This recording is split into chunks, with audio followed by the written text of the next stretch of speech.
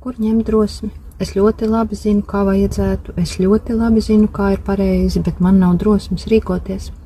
Un te es gribu jums atgādināt, ka drosme ir tieši saistīta ar pašvērtību, pašcieņu, ar sevis zināšanu, ar to sajūtu, ka es paļaujos uz sevi un savu intuīciju, un ar to ir jāstrādā. Kamēr ar to nebūs pastrādāts, tikmēr neviens no malas arī palīdzēt nevarēs un pārmaiņas dzīvē ieviest nevarēs. Tas ir jādara katram pašam.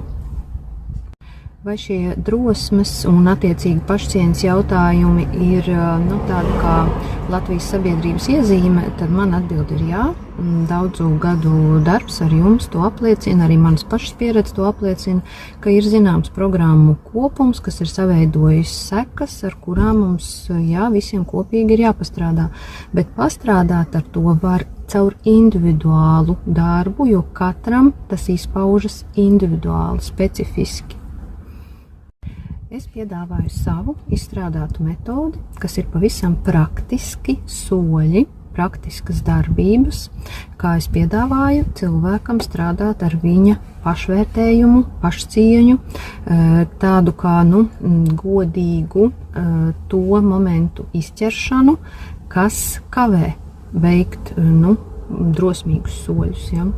Un tāpēc, ja tas tevi uzrunā, es tevi aicinu, pastrādāsim kopā, un tu varēsi mainīt savu dzīvi.